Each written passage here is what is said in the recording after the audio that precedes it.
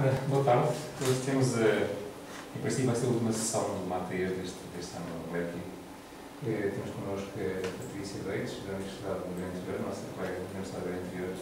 Vai falar sobre um tema que tem a ver com a aprendizagem por pares, acho que essa é a denominação, que foi algo que foi iniciado na área da física, mas ela explicar melhor. E eu achei o tema curioso, não sei que ela fez uma palestra sobre isso no CNAV, no ano passado, no Porto, mas não tive a oportunidade de assistir, nem que achei que era bom vir aqui explicar como é que as coisas podem funcionar na matemática, porque ela tem aplicado essa técnica a nível da matemática. Obrigado. Obrigada. Eu começo por atribuir os agradecimentos e obrigada por me terem convidado para esta palestra. Eu estive no Departamento da Universidade de Aveiro, na prática da Universidade de Aveiro, particularmente do Seminário Mateias.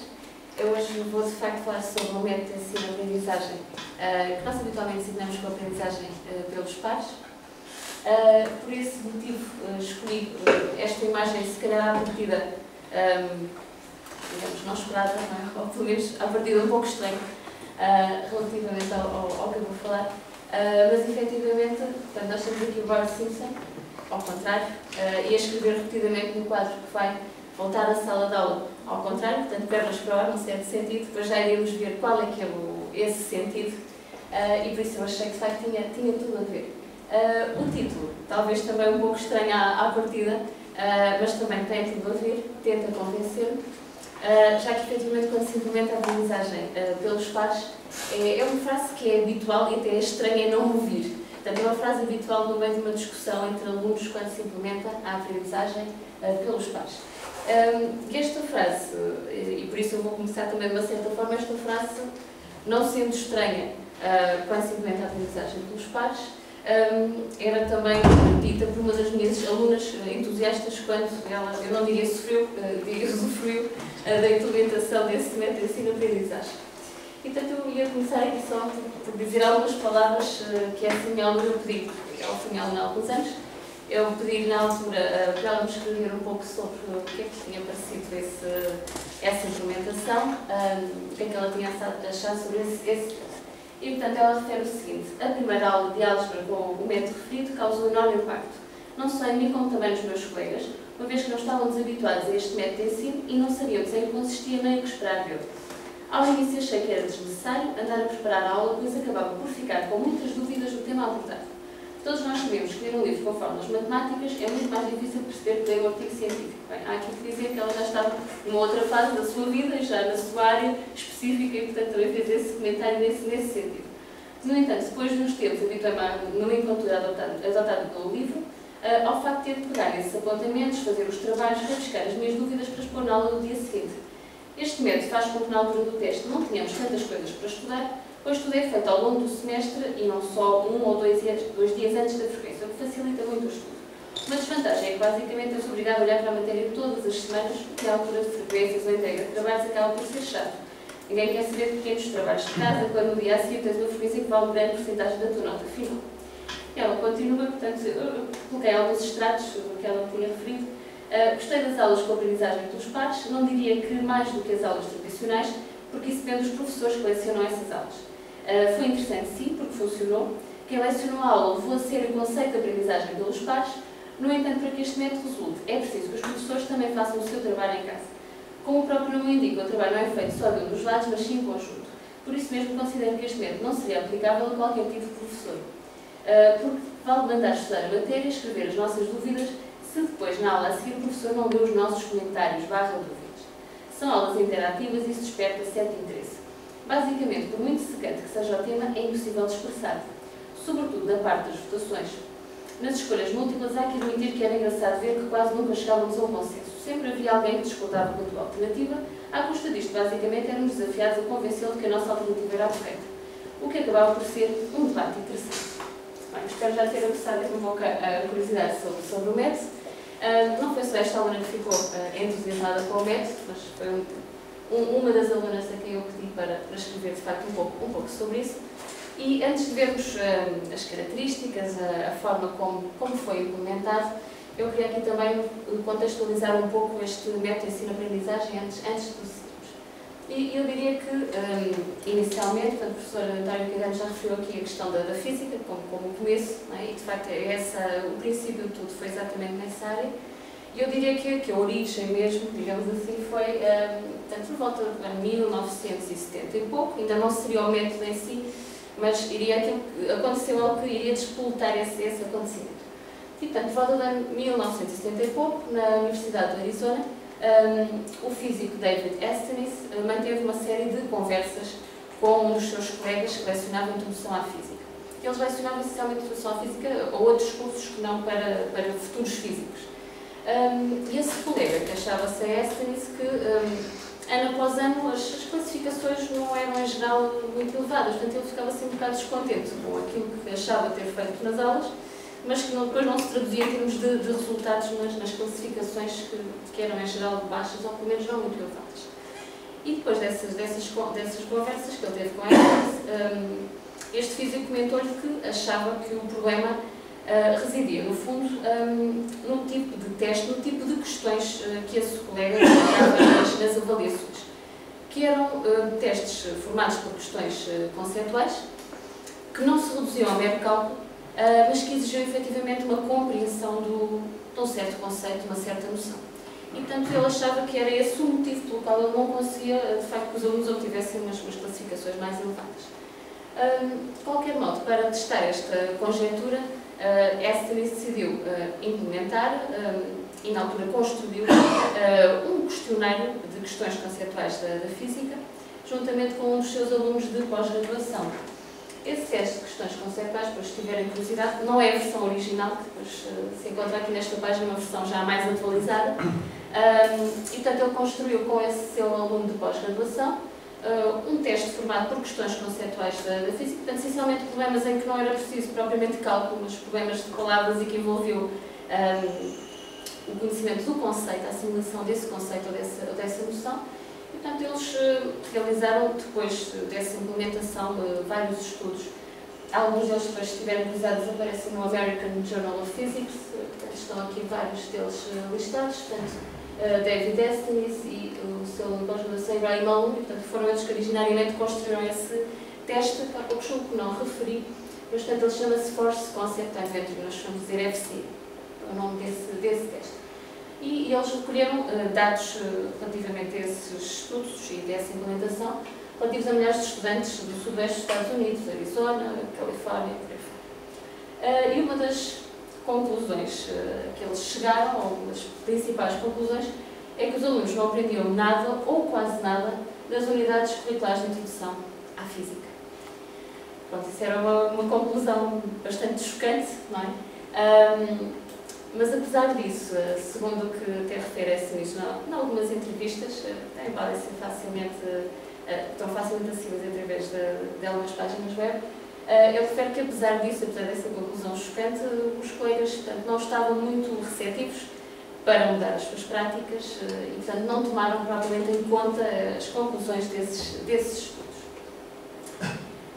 Mais tarde, mas teriam passado, de facto, vários anos, e, portanto, agora aqui já estamos a falar por volta do ano 1990 e pouco, Aston refere numa entrevista que houve alguém que levou o assunto a peito, por assim dizer, e o levou em consideração.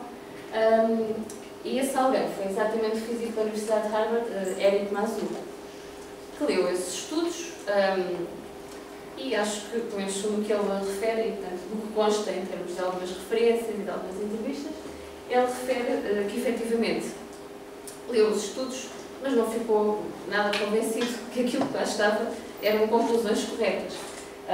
Porque ele estava num contexto em que tinha uns alunos, viu as perguntas dos testes conceituais de física e achava que os seus alunos até resolviam questões mais complicadas do que essas e, portanto, achava que aquilo não tinha nada a ver com o contexto em que ele lecionava. De qualquer modo, decidiu experimentar e implementou o Force Concept Inventory, e depois, até se tiverem curiosidade de ver a entrevista, está também muito interessante através desta ligação, em que ele refere exatamente estes detalhes que eu estou a comentar. Ele refere exatamente também nessa entrevista que achavam que aquilo não ia acontecer com os seus alunos, mas decidiu implementar o Force Concept cá dentro. Bem, o que é certo é que ele implementou, mas os resultados ficaram muito aquém das suas expectativas, não só pelos resultados em si da implementação desse teste, mas também pela própria reação dos alunos. Ou seja, para além dos resultados da implementação desse teste estarem muito aquém das expectativas, as próprias perguntas dos alunos, quando foi feita essa implementação, foram estranhas, porque chamaram o Éric Mazur e perguntaram como é que eles iam responder àquelas questões. Se através do que eles tinham ensinado ou através do que eles pensavam sobre o assunto. Bem, quando os resultados saíram, os alunos também ficaram chocados, portanto não foi só o professor que ficou chocado, os alunos também ficaram chocados, estavam habituados a ter melhores classificações e a não falhar. E pediram a Éric Mazur uma sessão em que ele pudesse esclarecer as dúvidas relativamente às questões em que eles tinham falhado. Ele acedeu e nessa sessão, extra em relação às aulas, para tentar ver exatamente quais teriam sido as dificuldades, uma das questões que ele refere, que muitos alunos tinham falhado, se calhar cerca de metade, penso eu, era uma situação na autoestrada em que havia uma colisão de um caminhão de pesados com um carro ligeiro e, portanto, o problema era exatamente saber se a intensidade da força exercida pelo caminhão sobre o carro ligeiro era superior, era inferior ou era igual à intensidade da força exercida pelo carro ligeiro sobre o caminhão. E, portanto, nessa aula de dúvida ou de esclarecimento, pelo menos, quanto a essas questões, Éric Mazur refere nesta entrevista que rapidamente justificou, portanto, através da reação, essa intensidade seria igual e, portanto, em muito pouco tempo ele justificou isso mesmo, nessa sessão. Mas ele olhou para os alunos e viu que eles não tinham percebido e que havia dúvidas. E mais do que isso, perguntou-lhes que dúvidas é que tinham, eles não conseguiam articular essas dúvidas, então ele pensou que o caso era realmente grave. E, portanto, decidiu explicar de outra forma, portanto, como todos fazemos quando às vezes uma maneira não funciona e tentamos outra, não é? Para ver se isso funciona. Ele tentou e até achou que tinha feito uma explicação brilhante, com cálculos e com vários esboços em relação ao quadro que tinha disponível, mas viu que os alunos, que ainda havia alunos que não tinham efetivamente percebido. Bem, então ele já um pouco desesperado com a situação, acabou por soltar para os alunos, e aí foi o princípio, eu diria, já mais a sério do método em si que vamos falar, que é a aprendizagem pelos pares. Virou-se para os alunos e disse: porquê é que vocês não discutem entre vocês essas dúvidas? E, portanto, esse foi, eu diria, digamos, o marco que de facto marca aqui o início da aprendizagem pelos pares. Portanto, nessa altura, os alunos, gerou-se caos. Isso é uma das coisas que acontece quando se implementa a aprendizagem pelos pares, é que nessas discussões, digamos, temos de nos acostumar um pouco àquilo que é a organização, o certo silêncio que podemos ter nas nossas aulas e, portanto, isso, no fundo, pelo menos naqueles momentos em que há essas discussões, isso perde-se e, se calhar, quando experimentamos isso pela primeira vez, parece um pouco estranho, parece algo que não deveria ocorrer, mas, portanto, faz parte, efetivamente. E, portanto, eu diria que foi, de facto, aí que foi esse começo.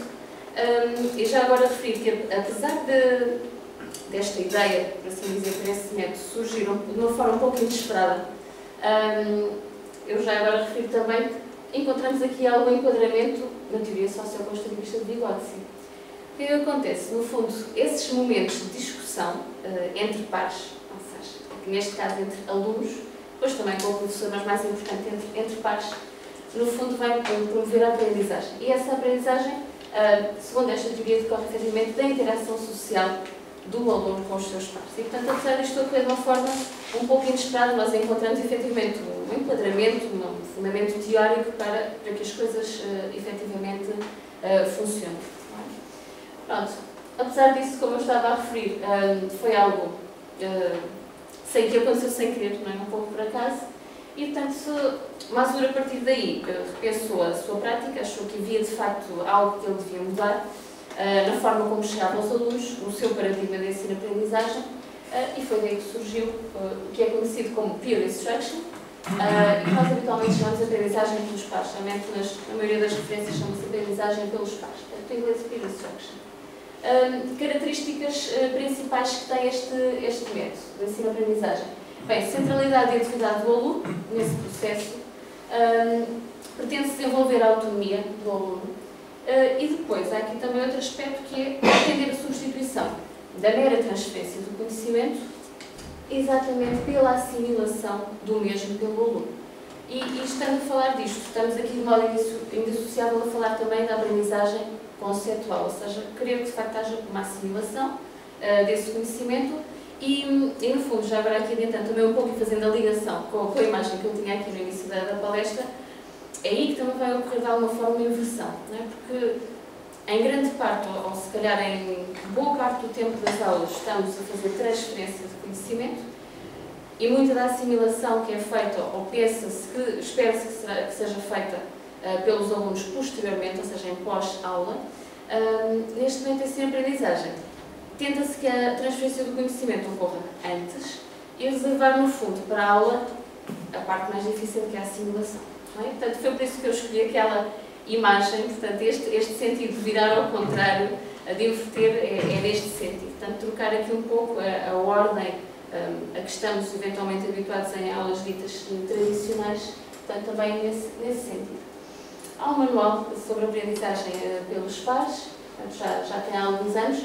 Uma parte, portanto, é bastante geral, explica exatamente o início do método, características, como implementar, e depois tem uma parte já ligada efetivamente à área da física, já que foi exatamente o seu princípio. Não é? Portanto, também é interessante ver, especialmente para essa parte mais geral que estou a referir, e depois quem tenha curiosidade ou quem seja mais ligado à área da física, então ver essa parte das questões que nós também implementamos, e que eu vou falar daqui a pouco, são chamadas questões conceituais. Outra referência interessante é um artigo de 2001, de Catherine Crouch e de Mazur, também publicado no American Journal of Physics. É um artigo em que se reportam 10 anos de experiências e de resultados, e reparem que já é do 2001, portanto já aqui há um espaço temporal bastante grande. E se quiserem ver também outros artigos e publicações, portanto, eles têm, para além da parte científica da física e terem uma linha de investigação dessa parte, têm depois também uma componente do chamado Grupo Mazur, que está ligada a estas questões da peer instruction. E, portanto, através dessa página, mazur-harvard.edu, há aqui também o acesso a uma série de artigos que podem ser também consultados, não só da parte científica da física, mas também aqui dessa componente que efetivamente tem a ver com a aprendizagem pelos pares. Portanto, também tem várias coisas sobre o assunto, artigos mais antigos, alguns mais recentes, portanto eles continuam a produzir também nesse sentido, com vários depois estudos sobre aspectos do próprio método, ou que eles foram melhorando, ou que eles foram experimentando, e portanto também é interessante dar por uma vista de olhos.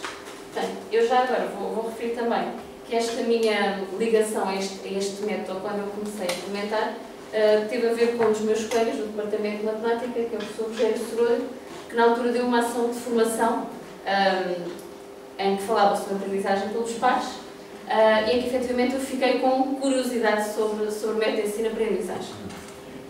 E também mais do que isso, tal como ele, estávamos a tentar perseguir objetivos que no fundo podem ser escritos através daquilo que eu mostrei há pouco, que são as características desse método de ensino-aprendizagem, ou seja, tentar a autonomia do aluno, tanto visar a autonomia do aluno, tentar a sua centralidade no processo, querer uma aprendizagem tipo conceptual, portanto a assimilação do conhecimento.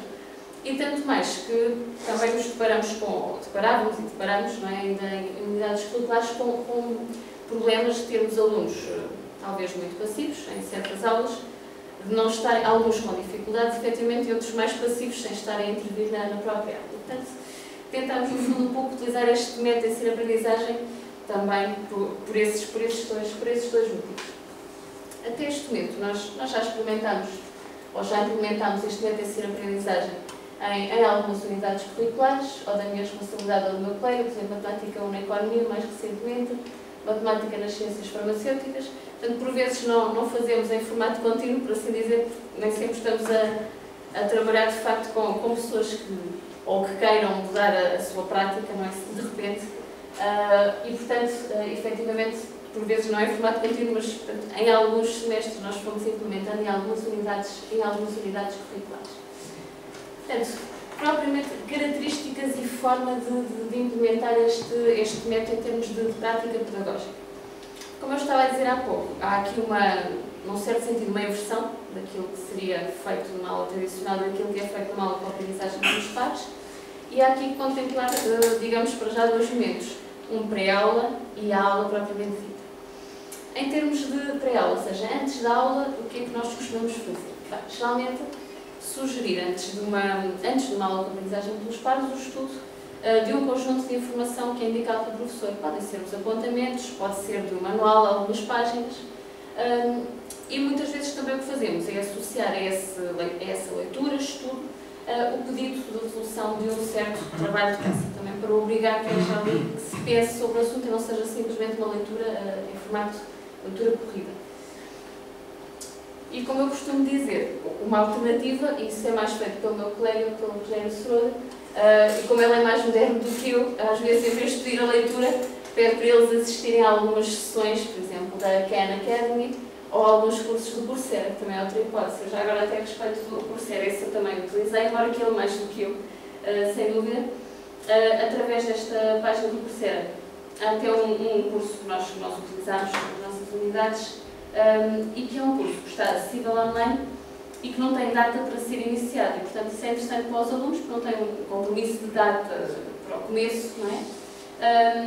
E um deles, que era este que eu estava a referir, é do professor Jim Fowler, é o Cálculo 1, portanto, Cálculo 1, que aparece aqui, e que, efetivamente, para além de ter essa questão de ser livre e de não ter data para começar, tem sessões em que os alunos podem assistir, e depois também há algumas tarefas que eles podem resolver e ver se estão a resolver corretamente ou não. E, portanto, de qualquer modo, os alunos podem sempre, caso não queiram assistir a todas as sessões, optar por algumas delas, por alguns temas, e por vezes a sugestão vai exatamente nesse sentido. Então, há aqui várias, digamos, formas de tentar que haja esta transferência antes da própria aula. Já agora mostro também um trabalho de casa, não é? Portanto, tipicamente é algo deste tipo, portanto, a sugestão de alguma página, um conjunto de páginas de alguma referência, de alguns apontamentos, neste caso foi da referência Cálculo do Stewart, e depois, para ser entregue ou numa determinada aula, portanto, poderá ser ou em formato de papel. Nós às vezes também temos entregas através, por exemplo, do Moodle. Às vezes o que eu pedir para resolverem à mão e digitalizassem e colocassem exatamente via Moodle. E esse trabalho de casa geralmente é constituído por 3 questões. Por exemplo, neste caso, a primeira pergunta era o que é uma antiderivada de uma função real de variável real. Nós estamos aqui a utilizar a terminologia que vem em alguns manuais americanos, em vez de chamar primitiva, chamar antiderivada, e aparecia exatamente como subtópico da parte do cálculo diferencial, antes de começarmos a parte do cálculo integral. E depois, a segunda questão, elaborar uma lista de antiderivadas da função real de variável real definida por 2x. Não é? Portanto, eles responderam a estas duas questões. Na primeira, alguns deles copiaram exatamente a definição que vinha no livro, outros fizeram algo mais interessante, que foi tentar, de facto, escrever por palavras suas o que é que era uma antiderivada, uma primitiva de uma função real de variável real. E na questão 2, do que eu me recordo, portanto, houve alguns alunos que efetivamente deram alguns exemplos, portanto, com x quadrado mais uma constante concreta, e outros, para além dos exemplos, depois escreveram, digamos, já com a notação que eles tinham lido e com mais formalismo, escreveram a família geral dessas primitivas. Há também uma terceira questão que costuma ser colocada, portanto, estas indicações que eu também estou a dizer vêm também nas referências de Eric Mazur e do grupo Mazur, e geralmente há uma terceira questão em que nós pedimos para os alunos indicarem o que é que foi difícil ou confuso dessa leitura, desse estudo. Se nada foi difícil ou confuso, para nos dizerem o que é que foi mais interessante e para serem mais específicos possível, não é? Porque não estamos interessados realmente em que nos digam foi na página tal que eu tive a dúvida, não é? Portanto, é interessante ver exatamente em que parte e que nos digam exatamente em que dúvida é que eles tiveram, exatamente em que ponto. Eu aqui, geralmente, eles costumam responder também a esta questão, E esta questão é interessante, portanto, para além das outras duas que são efetivamente sobre o estudo ou sobre a leitura que eles fizeram, mas a terceira questão é interessante no sentido que podemos tirar algumas ideias até para a planificação da aula. E até extrair também alguma informação, eventualmente para construir algumas questões que lhes queremos colocar, por exemplo. Portanto, e nesse sentido é também interessante as respostas que nós vamos obter. Isto porque nós vamos implementar algumas questões conceptuais. Esta imagem que eu tenho aqui, e portanto já agora passando para aquilo que é a aula propriamente dita, na aula propriamente dita, com a aprendizagem pelos pares, ocorrem aquilo que nós chamamos os típicos eventos de votação. Esses eventos de votação, cada um desses eventos de votação, geralmente começa da seguinte forma. Portanto, como nós temos aqui, começa com a proposta de uma questão conceptual pelo professor. Essa questão conceptual que nós propomos, em geral, é de escolha múltipla e damos cerca de 2 minutos para os alunos lerem essa questão e para pensarem qual será a resposta correta. Isso tentamos que eles façam de forma individual, ou seja, não queremos que eles conversem nessa fase uns com os outros. Portanto, temos esse tempo para que eles leiam e, efetivamente, pensem qual será a resposta correta. Decorrido esse tempo, nós geralmente passamos aqui a uma segunda etapa, que é a de que os alunos nos indiquem qual é o seu sentido de voto.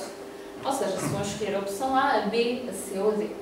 E pretendemos saber isso, portanto, eles vão fazer uma primeira votação, ela pode ser feita de várias formas, uma das maneiras é colocar o braço no ar em cada uma destas opções, portanto, podemos fazer uma contagem, por exemplo, seria uma das formas, e geralmente guardamos esses dados, essa informação.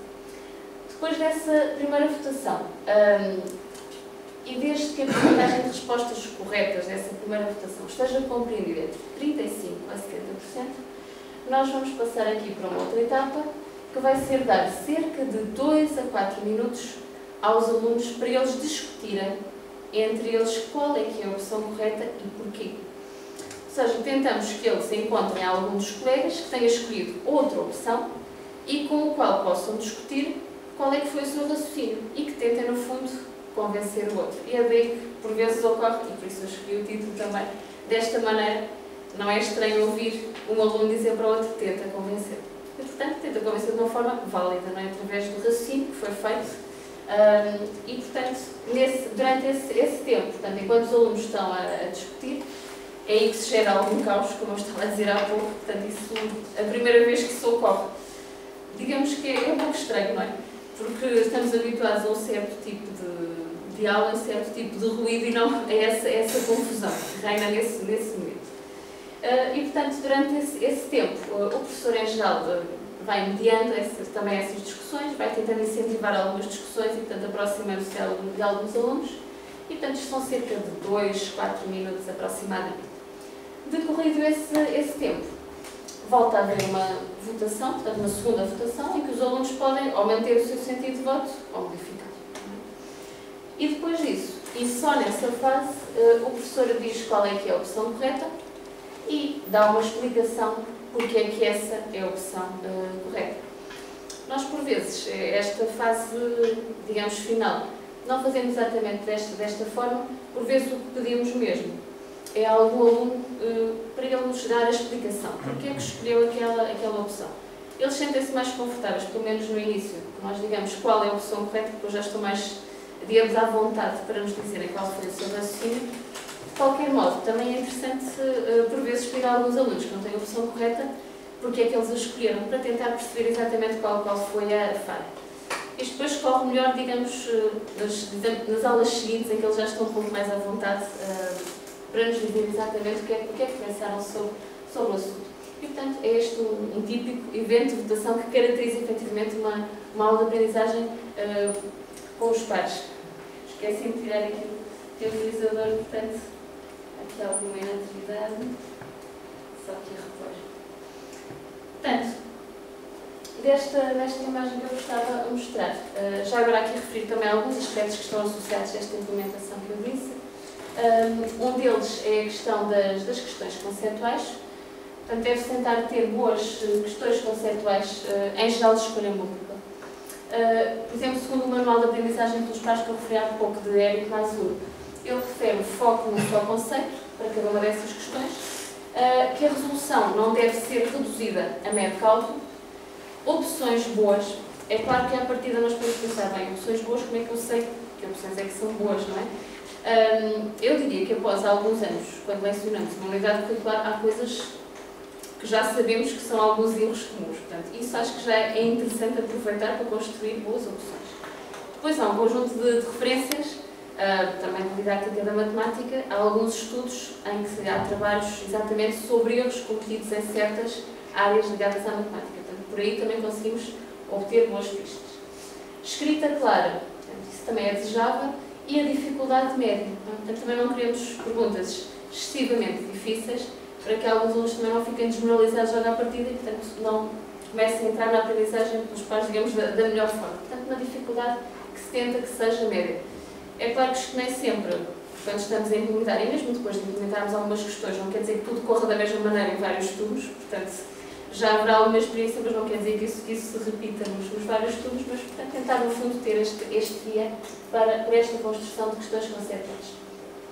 Se repararam há pouco no que eu disse, relativamente àquela imagem do que é um evento de votação, uma aula com aprendizagem pelos pais, eu, no fundo, há pouco referi quando passaríamos para a discussão, quando a percentagem de respostas corretas na primeira votação estivesse entre 35% e 70%. Porque esta informação que eu coloquei aqui sob forma de tabela, que vem também na referência de Crouch e Mazur, 2001, e, portanto, eles indicam, em termos de percentagem de respostas corretas antes da discussão, ou seja, na primeira votação, e o que é que isso poderá querer dizer em termos de classificação da questão conceitual. Portanto, eles consideram que quando a percentagem de respostas corretas na primeira votação estiver compreendida entre 35% e 70%, a questão é desafiadora, mas não excessivamente difícil. Então, parte-se para a discussão e depois para uma segunda votação. Quando a percentagem de respostas corretas for inferior a 35%, isto poderá querer dizer que a questão é ambígua, ou então que só poucos alunos ou só alguns alunos compreendem os conceitos que estão ali envolvidos, para ter uma discussão frutífera. Então, o que é feito neste caso, em que a percentagem de respostas corretas é inferior a 35%, não é passar para a discussão, é sim fazer uma revisita profunda ao conceito. E, portanto, ver exatamente que dificuldades é que ocorreram e tentar perceber o porquê. Por outro lado, ocorre por vezes que algumas questões conceituais que implementamos têm a percentagem de respostas corretas superior a 70%. Nesse caso, como uma boa parte dos alunos aparentemente já domina aquele conceito, considera-se que a questão é pouco benéfica no sentido da discussão. Então, o que se faz é, depois dessa primeira votação, passa-se diretamente para qual é que é a resposta correta e porquê. Então, com uma explicação em geral breve. Claro que, como eu costumo dizer, depois de algumas aulas, os alunos já estão mais à vontade até, mesmo quando estas situações ocorrem, por exemplo, a percentagem de respostas corretas superior a 50%, já estão mais à vontade e se tiverem alguma dúvida, já são eles próprios que comecem por colocar a questão e por vezes não colocam a nós, mas colocam alguns dos colegas com quem eventualmente estiveram a discutir ou que têm mais dúvidas.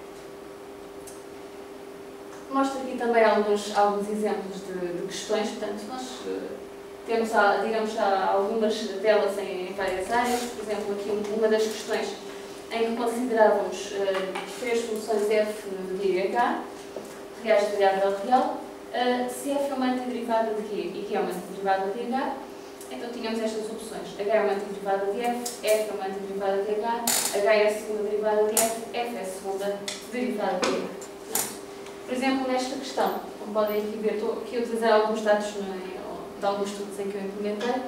Num turno, a percentagem de respostas corretas ficou compreendida entre 35% e 70%. Então, aí, depois da primeira votação, eu dei 2 a 4 minutos para a discussão e depois dessa segunda votação. No outro turno, a percentagem de respostas corretas foi superior a 70%, portanto, houve lugar uma explicação curta. Eu julgo que na altura até foi alguns alunos que deu, portanto, a tendência de facto será essa, tentar que sejam os alunos a expor o seu raciocínio. E já agora referir também que dos vários estudos que há, quando esta percentagem de respostas corretas está entre 35% e 70%, o que é de esperar é que após a segunda votação essa percentagem efetivamente aumente e em muitos casos pode chegar a 100%. Outra questão, por exemplo, neste caso só com duas opções, está verdadeiro ou falso, se f e g são duas funções reais de variável real. tais que o conjunto das primitivas de f é igual ao conjunto das primitivas de q, então f de x é igual a e de x. Portanto, verdadeiro ou falso.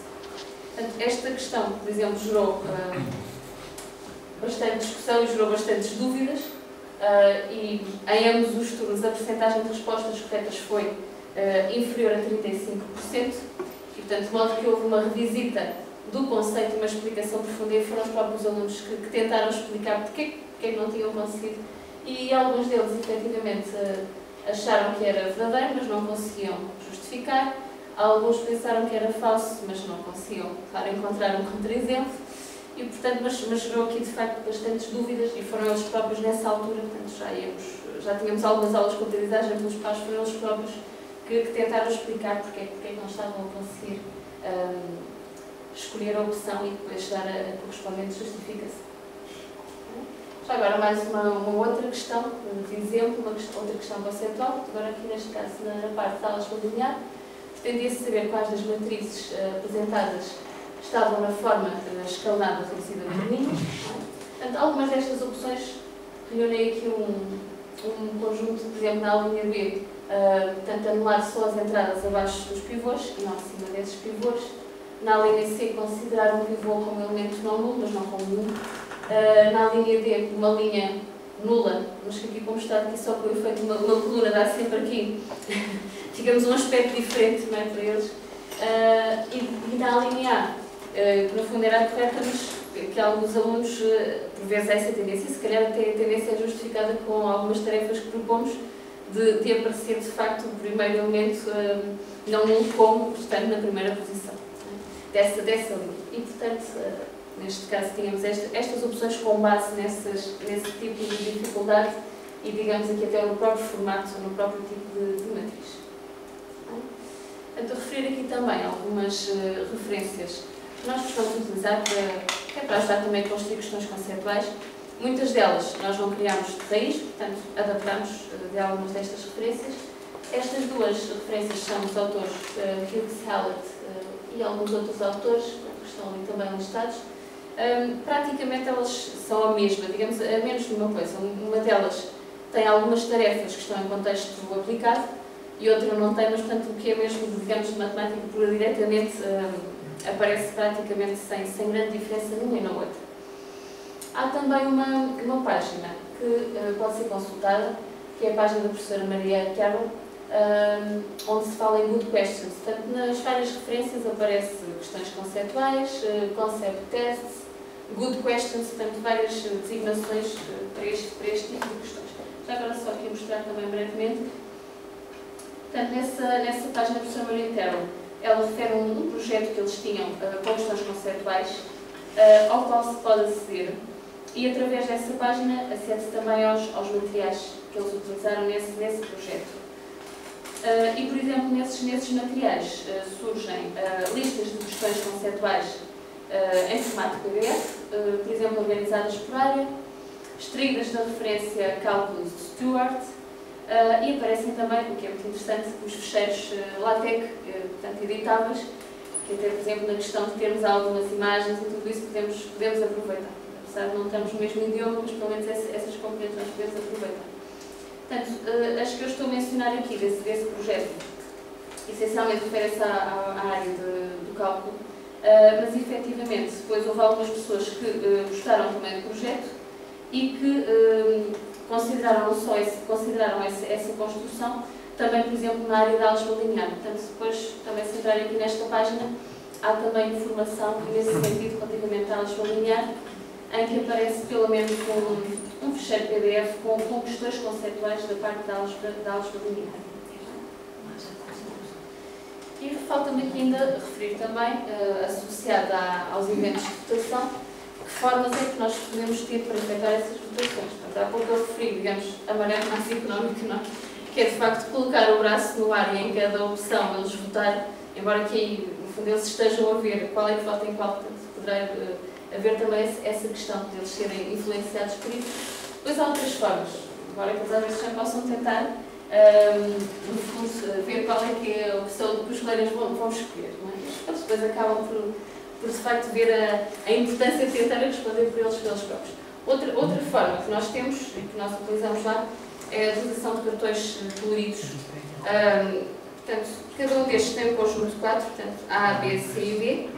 Cada opção está associada a uma cor, isso facilita a contagem em sala de aula. Posso passar também aqui alguns, se tiverem curiosidade. Estes nós construímos, pedimos para fazerem lá na fotografia. Pegamos os senhores municipais e construíram, de facto, um fecheiro todo direitinho para depois planificaram tudo isso. Portanto, é outra forma, que também não é muito cara, também, portanto, e tem eventualmente a vantagem de estarem a fazer votação e pelo menos os colegas de trás não estarem a ver qual é que é a opção em que estão a votar, por exemplo, não é? Porque estão brancos por trás, só tem a parte colorida pela frente. Portanto, é outra maneira. E depois há aqui uma outra forma, não é? Que também vou dizer, é menos económica, não é? Há ainda outras, portanto, há outras que eu não vou falar aqui, há várias.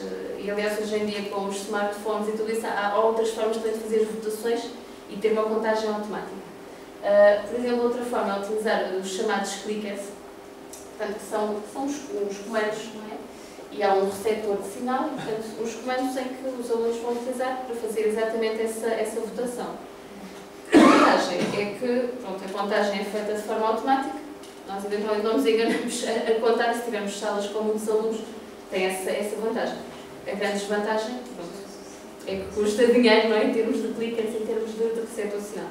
Nós temos lá na Faculdade de Ciências cerca de 30 e poucos, portanto, às vezes, como eu estava, eu e o meu colega a utilizar, podíamos querer utilizar os dois ao mesmo tempo, um utilizava cartões, outro utilizava os comandos, mas efetivamente essa vantagem de ter essa contagem feita de forma automática e, para além disso, o próprio software que está associado também permite guardar a informação sobre a votação individual, coisa que nós não temos quando recolhemos a informação das outras formas que eu estava a referir há pouco.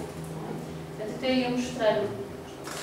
Portanto, há uma página, por exemplo, neste está associada à Turning Technology. Eu até ia aqui pedir nesta frase, só aqui brevemente, ia aqui pedir só para, se quiserem ver como é que pode funcionar, eu ia pedir ao professor António Pinteiro, já que me convidou, portanto, eu vou aqui colocar um comando, está bem? Ia dar aqui também mais, só para fazermos, só para vocês verem, eu vou dar aqui ao professor António, está bem? E dar aqui outros colegas, não sei quem quer ficar, está bem? Só para experimentarmos aqui. Eu estava há pouco a ver, não sei se tem aqui algum problema de resolução, mas já vamos ver. E, portanto, vamos experimentar. Portanto, a ideia, a partir deste software, é associar cada um dos comandos, cada um dos clickers a um aluno concreto que está a fazer essa votação. Portanto, nós normalmente arranjamos aqui uma lista de participantes. Vou chamar aqui a criamos essa lista de participantes. Eu vou aqui. Há várias formas, portanto, mas para não estar aqui a perder tanto tempo a colocar o código do documento que está por trás, o que nós costumamos fazer é, eu vou colocar aqui só brevemente e vamos associar de outra maneira mais rapidamente cada um destes cliques.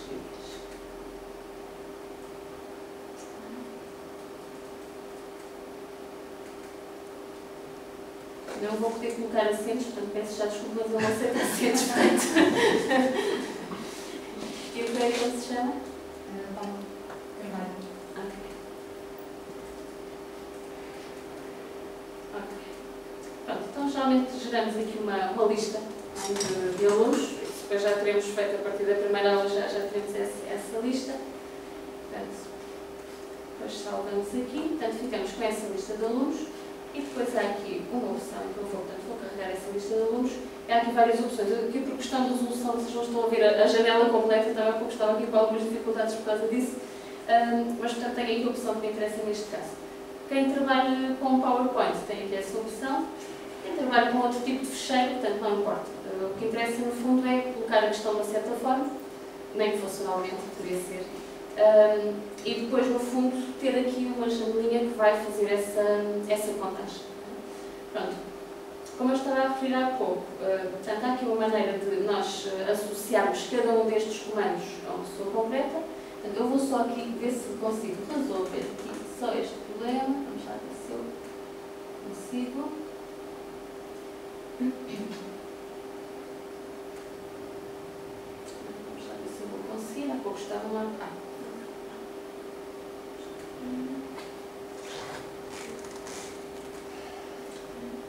Portanto, a ideia agora seria fazer. Há pouco fiz, mas não sei porque agora não está a aparecer. Eu, de facto, estou aqui com uma questão de resolução.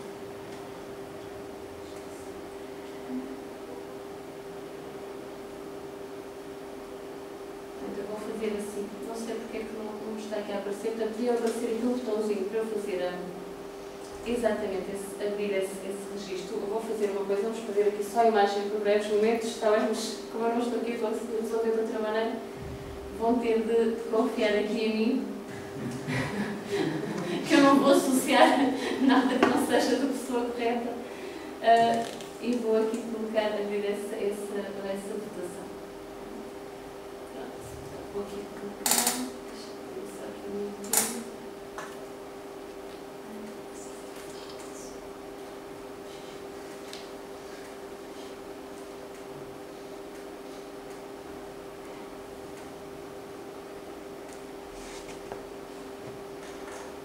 Não sei porque que não está assim. Se eu voltar a sessão normal.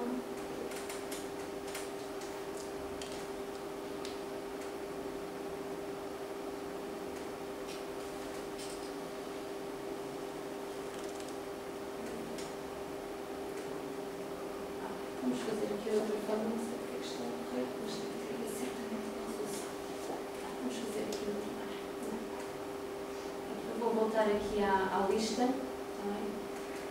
E vou aqui só pedir, vou só pedir ao presente ao professor para me dizer, consegue dizer o código que tem por trás. Não é a maneira mais rápida, porque a maneira mais rápida é diretamente, quando já cada um tem.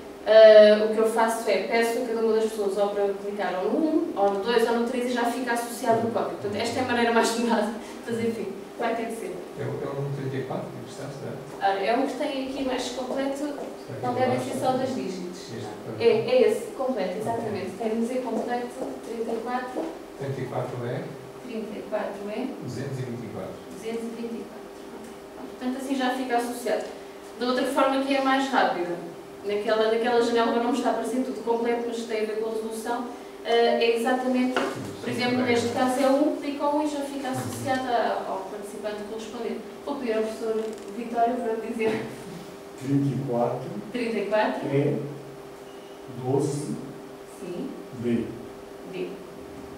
É D no final? D. D. E eu pedi a outra colega. 34 é 208.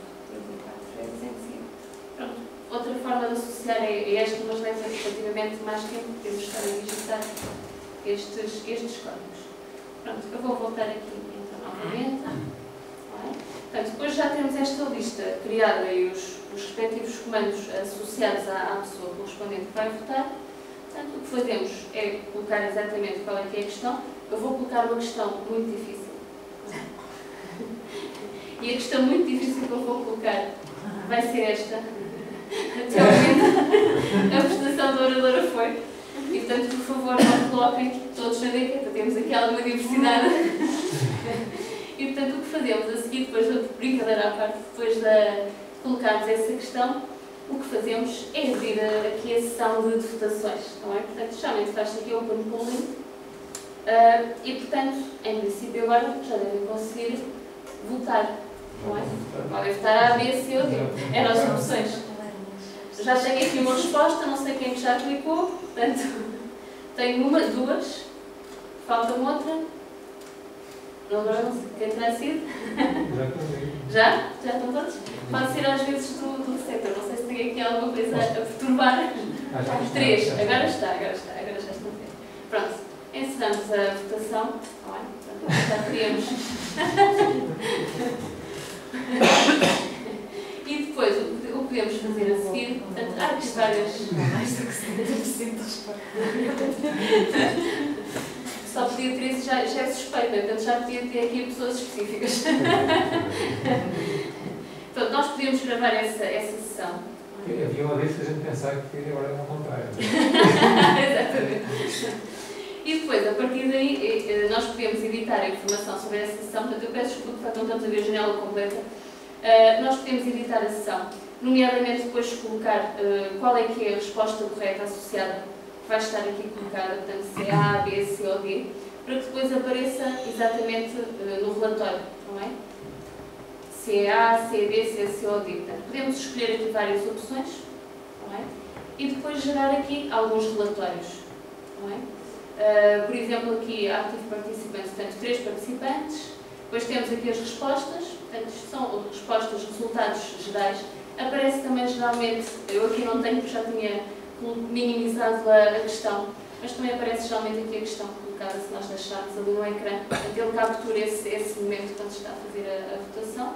E depois há a hipótese, para além dos resultados por questão, colocar os resultados por participante. E, portanto, aí podemos ver exatamente a informação de modo individualizado, coisa que não ocorre com as outras formas de votação que eu estava a referir há pouco. Portanto, tem essa grande vantagem, efetivamente. Todos erramos, não é? Exatamente. Ainda vou top. Eu acho que sim, vamos ter de voltar. Portanto, eu agora vou dar novamente a palestra. Bem, portanto, estas são algumas das coisas que estão associadas que nós podemos aqui fazer, de facto, de várias maneiras. Já agora referir também a um DVD sobre esta questão da aprendizagem pelos pares, também já tem alguns anos. De qualquer modo, os vídeos que aparecem associados ao conteúdo deste DVD também podem ser encontrados no YouTube, portanto, vários deles em que se pode ver exatamente essa implementação da aprendizagem pelos pares. Eu extraí até alguns momentos só aqui de um desses vídeos, só para vocês verem. Deixa-me só clicar aqui. Não pus completo, mas pus só aqui alguns momentos para vocês verem, no fundo, a aprendizagem pelos pares em ação. Aqui no contexto da física, mas, portanto, à parte do contexto, de facto, é simplesmente isso.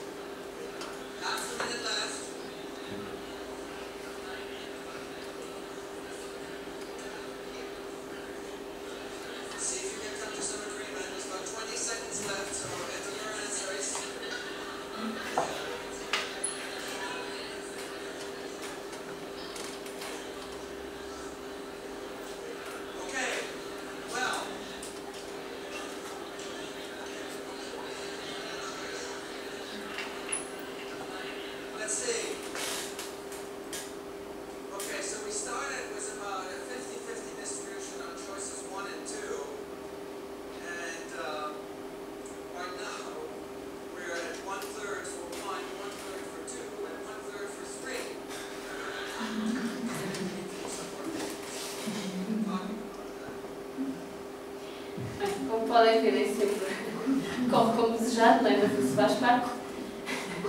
Por vezes essa porcentagem de facto leva a tomar a decisão que é ir falar mais sobre o assunto e revisitar o assunto. Foi o que aconteceu neste caso. E já agora mencionar aqui também, em termos de avaliação, também, o que é que isso pode implicar. Eu diria que para que isto funcione bem, ou que funcione da melhor forma possível, há que ver aqui também alguns incentivos. Eles até chamam em algumas das referências os incentivos de leitura, eu quis chamar mesmo de forma mais geral os incentivos neste sentido.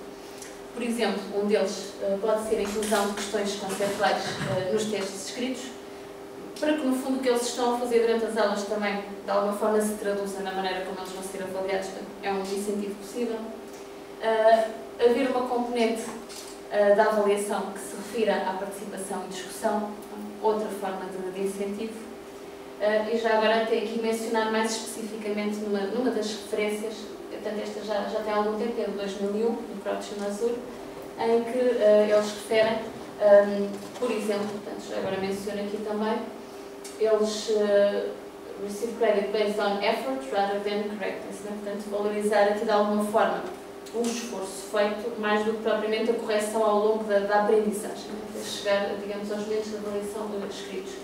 Por exemplo, que é mencionado a atribuição de 5% em termos de trabalhos de casa de leitura, reading assignments, e depois menciona-se aqui como work accounts for an additional, portanto 20%, portanto é o que eles falam aqui, por exemplo, e portanto deixam, ou pelo menos nesse artigo que eles mencionam, cerca de 75% para a restante avaliação. Portanto, o que é certo, portanto, para além destes vários incentivos, acho que efetivamente são importantes no sentido que eles percebam que aquilo que estão a fazer vai de alguma forma refletir-se, não é, de maneira mais direta ou menos direta, mas que efetivamente eles sejam incentivados para que tudo funcione no fundo da melhor forma. E depois, digamos, de algumas experiências nós vamos ajustando, não é? Vamos ajustando alguns detalhes, não só na própria avaliação, mas também na própria construção de questões conceituais e na própria forma como implementamos alguns detalhes.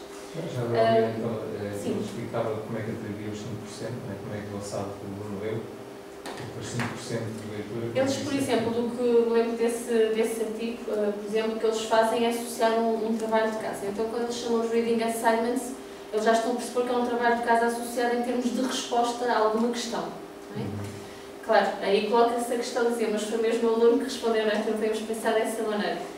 Eu, por exemplo, uma das formas que às vezes utilizo quando é a questão dos trabalhos de casa, é que eles escrevam mesmo à mão. Não quer dizer que eles não falem entre eles, entretanto. Aliás, eu não me importo propriamente que, portanto, antes dessa resolução, antes dessa entrega, que eles até tenham estado a resolver, mas que tenham conseguido tirar partido disso, não é? Portanto, uma das formas que eu utilizo é essa, e por vezes, em algumas aulas, eu chamo mesmo alguns alunos para tentar dar exposição. Portanto, eles já estão, à partida, têm de estar preparados para que, para além dessa escrita, dessa resposta que têm de fazer, que eu possa questioná-los e, portanto, aí eles têm, em princípio, devem ter percebido aquilo que fizeram. Portanto, há aqui algumas, digamos, estratégias que nós podemos utilizar para controlar esse tipo de situações. Eles, concretamente, não referiam propriamente sobre isso. O que me lembro era as maneiras que eu implementava, que era o trabalho de casa associado. E a verdade também está aqui outro aspecto, por exemplo, eu não tenho, e que o professor Marzuco tem, que é ter alguns assistentes que também trabalham em termos de correção de trabalhos de casa e tudo isso. Eu não tenho isso, não é? Portanto, há aqui algumas formas que nós às vezes vamos ajustando consoante as condições, no fundo, que temos, não é? Tentando ajustar. Pronto, nós pedimos também algumas opiniões dos alunos, eu já mostrei um estudo de uma das minhas ex-alunas, não é? Mas do que eles nos escreveram em algumas ocasiões, eu diria que alguns dos pontos que se destacam são estes, portanto, aulas mais agradáveis porque estavam ativamente envolvidos, corrigiram eles através da discussão com os seus pais e com o professor, pelo necessário estudo prévio, evitavam acumular matéria. Portanto, acho que foi dos pontos, os três assim talvez mais importantes. Nós observamos, em termos de observação participante nas aulas, em termos de resoluções, quer em testes, quer em exames, Portanto, vimos objetivos transversais a serem atingidos, desenvolvimento de raciocínio, pensamento crítico, a autonomia. Notámos um decréscimo acentuado no número de erros usuais. Bem, os erros usuais que eu também digo que não servir para boas opções, nas questões conceituais, mas notámos esse decréscimo. E um aumento do valor das classificações mais elevadas. Eu aqui não estou a referir-me tanto, se calhar estão também a pensar nisso, que é natural, em termos de número de aprovados, não é? Portanto, se isso se reflete ou não. Eu diria que aqui aconteceram algumas coisas diferentes, por exemplo, entre a minha implementação e a do meu colega Rogério. E eu acho que no fundo, por exemplo, ele notou essa questão de maior número de aprovados, eu não notei tanto, e portanto o que eu saliento mais é este aumento das classificações mais elevadas, mas eu penso que isso também ocorreu por um motivo. Portanto, nós tínhamos algumas diferenças em termos de critérios de avaliação, estávamos a trabalhar os dois em conjunto, e ele no fundo não dava, digamos, escapatória à forma de avaliação ser exatamente assim. Eu dei, que era eles comigo podiam optar por esta forma de avaliação que implicava a aprendizagem pelos pares, os momentos não só escritos, mas outros momentos de avaliação. Mas eu dava escapatória que era se alguém não pudesse, ou porque não podia efetivamente estar nas aulas, ou porque efetivamente não queria, portanto existia dessa forma de avaliação, havia uma escapatória que era ir simplesmente aos testes escritos. E portanto eu acho que por aí também penso que é uma das explicações para essas nossas diferenças de resultados. Né? Portanto eu não coloquei ali essa informação, não é? Porque de facto num de nós ocorreu, no outro não, eu penso que exatamente tem uma das explicações que vai exatamente por aí. Eu já agora, portanto, deixo aqui algumas referências. Menciono aqui esta última, que é um blog interessante, que é o blog oficial da aprendizagem pelos pares, que é o Turn to Your Neighbor. Portanto, há também bastante informação sobre a aprendizagem pelos pares, em vários contextos de ensino superior e não superior. Também há algumas experiências a nível do ensino secundário que estão aí relatadas. Mencionam-se também vários estudos. E, portanto, do que sabemos, e que estava há pouco tempo falando do professor António, que pensamos que, de facto, este método, a nível de Portugal, não é propriamente muito implementado do que nós conhecemos. A nível dos Estados Unidos é bastante em várias universidades europeias e em diversos contextos, tanto de ensino superior e dentro do próprio ensino superior em várias áreas. A origem foi a física, hoje estendeu-se também para a matemática, mas neste momento eu lembro-me de alguns trabalhos, por exemplo, na área da filosofia, na área da medicina, portanto, várias áreas que já implementam esse processo. E, portanto, no blog também há mais alguma informação também sobre outros aspectos. Muito obrigada.